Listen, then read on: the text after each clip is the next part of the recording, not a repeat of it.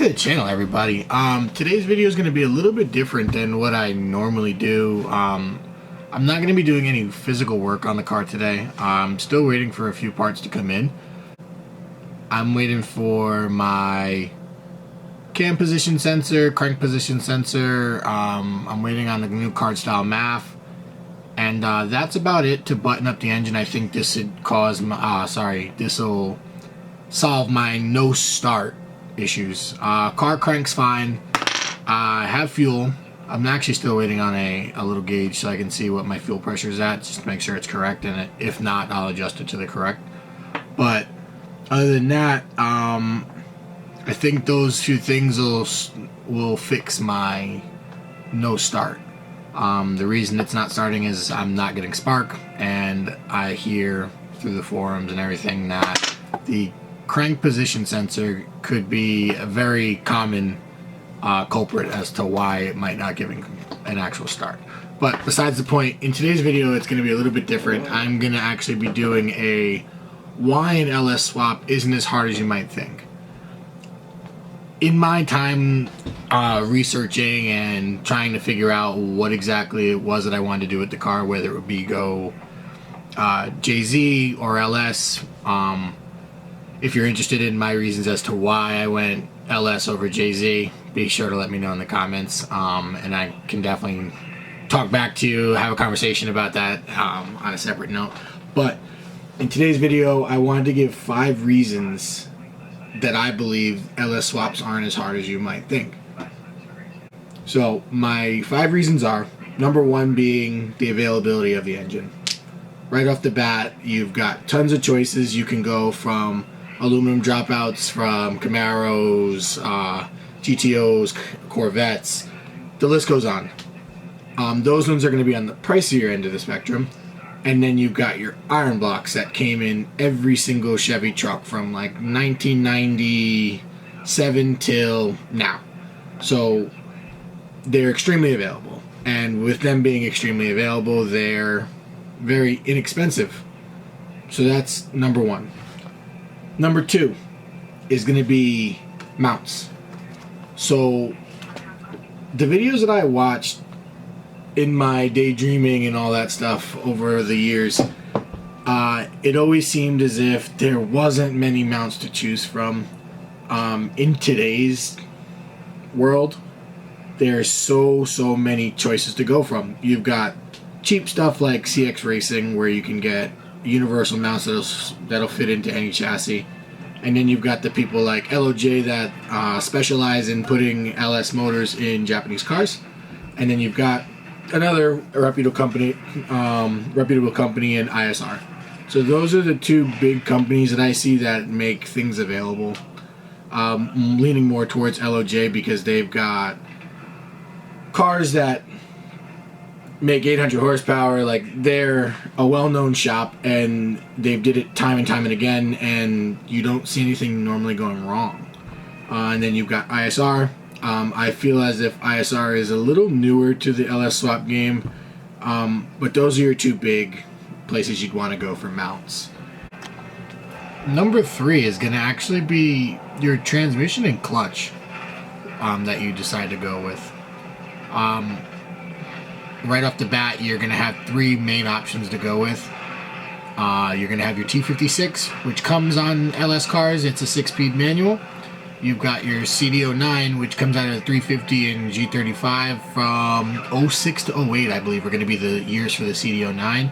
And then you've got your Z32 transmission, which is the cheapest out of the 3. Supposedly, it's just as stout as the CD09, the only real difference being a 5-speed over a 6-speed. And I'll go more into detail about that when we come back to this. My number 4 option would be wiring. You can do a factory harness, splice it, cut it up to work on the LS interior chassis, and then you can go ahead and you can buy a complete fresh harness that's ready to plug and play, that's for your chassis. The 2 big people that I would say would be able to get that done for you, purchasing wise, is going to be Wiring Specialties and Tweak Performance. These are two people that I know, not people, but two companies that I know specialize in swaps, like the JZ and the LS swaps into S chassis. And then last thing I would want to go over in this video is going to be the cost. How much does it really cost to do an LS swap? So if you're interested, keep watching. I'm going to go over all these 5 and let me know in the comments down below if you think I'm right, wrong, what maybe your experience was. I'm interested to know. So let's get started with the video. So first, going back to the engines. Me personally, I got an engine for, well, I've got 2 engines actually. So I bought, in my beginning of my dreams of LS swap in my 240, I picked up an LS1, so a 5.7 liter out of a Camaro. It's an actual LS1. This is an aluminum block. It was a complete short block, and it had a spun bearing. So I got it for an extremely good price. I only ended up spending, I want to say like $250 on this engine, knowing it had a crank issue, that I would either have to cut the crank and repolish it, balance it, all that, or buy a new one. Once I got the engine, threw it on a stand, just to get a feel as to what I was getting myself into. I mean, $250 isn't really that big of a deal. So $250 into my swap, and I took it apart, see what I needed and what would make it a brand new block. In the process of that, I actually found another LS1. This one was quite far away from me. It was down at the bottom of New Jersey, and it's about a 2-hour drive somewhere down the shore. This was a complete long block. So this one, the kid ended up getting like an LS3 or LS6, something like that, that was going to make a lot more power than his LS1, and he was just trying to get rid of it. I think he posted it up on like a Friday morning, and I texted him like the first 15-20 minutes that it was up, and I ended up going down to get it that same day. So that was only another $300, and that one was a steal. I actually ended up not using that block, and I literally just bought it for its crank. I figured if I were to get a brand new crank from Texas Speed, I'm looking at $400 plus shipping. So I think I made out on the better end of that spectrum. So I was only having a complete setup, technically 2, if I still wanted to get my crank cut and all that, but that was out of the question. I'm probably only about $500 into my project, and I've got one complete ready to go into the build. So what I did is I refreshed everything, all the bearings, new cam bearings, new crank bearings, main bearings, all the good stuff. And then the only other thing that you'd probably want to replace while you're in there is the oil galley plug. That's really how simple these engines are. The chains last forever, but I ended up going with a new chain, new pulleys and all that. Sorry, not pulley, gears. So I would say all in all, maybe about $700 in on a complete engine.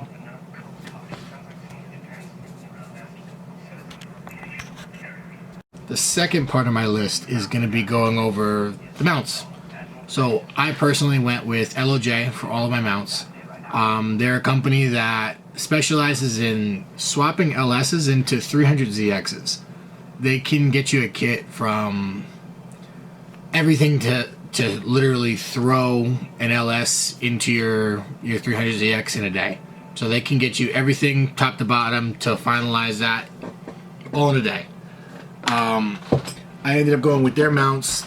In my own opinion, they were the cleanest looking mounts, and to me, they were the most reputable brand to go with. You can go with ISR. ISR actually doesn't have the combination that I went with on my LS. I went with the Z32 transmission. If you go with ISR, they only accommodate the T56. So that's the only difference between the two. But again, supposedly if you use ISR mounts, the headers clear better for whatever reason. I didn't see any difference, but that's the only other reason I'd really go with ISR is if you're going to go with the T56. you're going to get a better pricing for the whole set of mounts than you would going with LOJ. So back to number 3. The transmissions, why are you not focusing? There we go. So the transmissions, you've got your T56, which can be the most expensive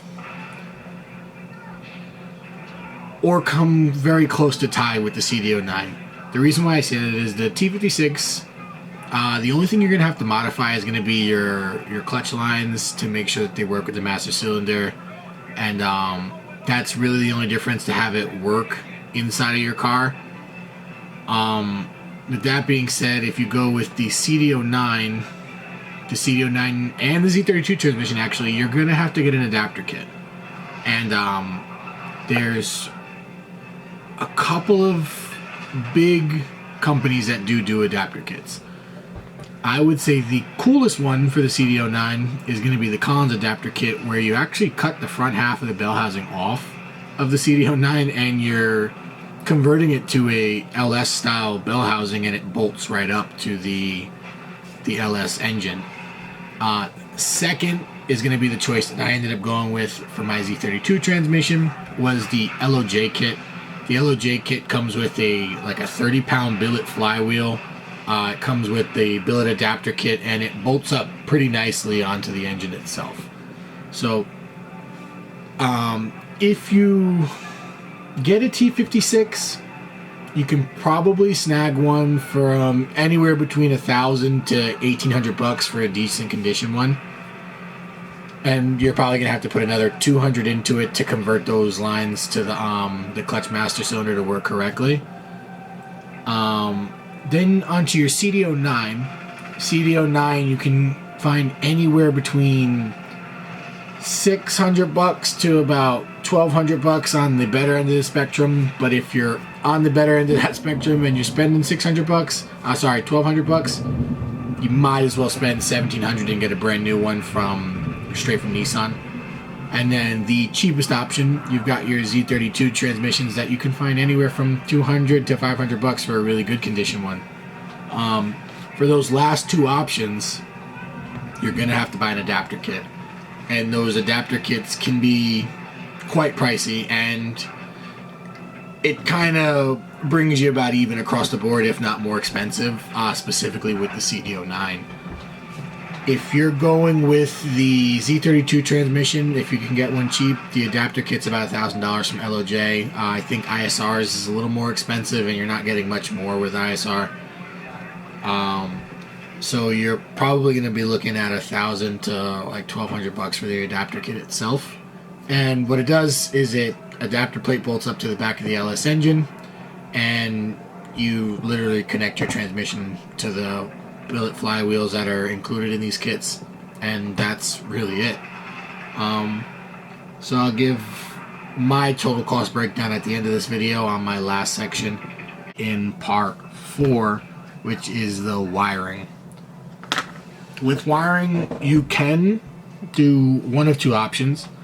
You can do the wiring yourself out of a factory harness, whatever car it came out of, whether it be Camaro, truck, anything like that. You can use your factory harness, splice it up, cut it, and if you have the confidence to do something like that, by all means. I don't. So what I ended up doing is I ended up getting a wiring specialties harness. You can get them from Wiring Specialties. You can get them from Tweak Performance. They're both about the same price coming from either or. The only difference is I think Tweak Performance actually needs a core. So if you have your original KA harness, you'd send that out and they convert that over to an LS or JZ harness. Whereas Wiring Specialties completely makes them from scratch, and they're plug and play right out of the box. So that's who I ended up going with. I would say out of everything, the wiring was the most expensive, but most well spent dollar on the build itself, I would say. So again, extremely straightforward. I don't know how long Wiring Specialties has been around and how long they've been doing LS swaps, but one thing that I would have said is going to be the hardest on swapping a new engine into the car is wiring it. And Wiring Specialties completely takes care of that for me. And the last part, and I guess probably the most important part for the people watching this video, is the cost. I wouldn't say by any means is an LS swap cheap. But if you're not in a rush and you can wait for things to pop up, because they do pop up on the forums, Facebook Marketplace, Craigslist, you're going to get the better deal. And what I mean by that is if you're searching through the Facebook Marketplace, I'm in a couple of Facebook groups. I've got 240SX owners and Tri-State 240SX owners, so they're localized in the Tri-State area. I can't tell you how many times that I bought something already and a couple weeks later I see it pass up for half the price and just as good as condition as brand new on the forums. So if you're patient, you can definitely spend less money than I did. So I would say all in all, I probably spent about $5 grand total. That can be a little less than that. I'm gonna say around $5 grand. And in that $5 grand, I had a complete engine, 2 engines really. I had this is going to be the most expensive part of it, is my wiring and my adapter kit that is going to adapt the Z32 transmission to the back of an LS. I would say right there is probably about half the price. I'd say about $2,500 of my total cost was the wiring and the adapter kit for the transmission. I spent $300 on the transmission. I'd say $500 between the 2 engines, and then another $200 into them refreshing it. So you're at around $700 there, which brings me to like a total of $3,200. Then I've got $200-300 in heads, $500 on exhaust, and that brings me back to waiting. If I had waited and didn't impulse buy my headers at $500, I probably, and there's still a few up there right now on the Facebook Marketplace that are selling them for $300. So I could have saved $200 there, and that $200 would have been well spent somewhere else. And then another $350 on a drive shaft. So this is, all in all, $5,000 gets me 2 engines, my transmission, brand new clutch, put onto the engine and dropped in the car. I wouldn't say that's not that unrealistic. If you're going from KA to anything, you're spending at least $3,000 at a depot to get an SR. So for the extra $2,000, I'm getting another 150-200 horsepower, more reliable out of a LS with more parts available, so they're less expensive and less wait time to get these parts. So if you're still watching the video and you're contemplating going between LS and SR, I've been there, built an SR 2-3 times over and never got it running correct. Who's to say that I'm gonna do the same thing with this? I don't know. I didn't see anywhere where I could have messed up, but we'll see when the time comes. But if you're interested in doing an LS swap, I'm gonna say go for it. It was extremely easy. If you have a place to put your car, to work on the engine outside the car, you can't go wrong. It's a learning experience, and all in all, you're gonna have fun. And at the end of the day, you're gonna have a Chevy powered 240SX or Chevy powered anything, whatever you're putting it into. It's really not as expensive as you would think. And I hope this video can either lead you into the right direction of what you may or may not want to do in a swap. But yeah, if you've got my opinion, I say do it. And I'm sure it'll pay off in the end if it's something that you're really set on doing, like I was. So hopefully this video has helped anybody. Like I said, any questions you have, feel free to contact me. Coronavirus has got me in the house doing absolutely nothing, so I'm here to help. So thanks for watching, everybody, and hope everybody's staying safe. And don't forget to like, comment, and subscribe on the video below. Thanks. Catch you next time.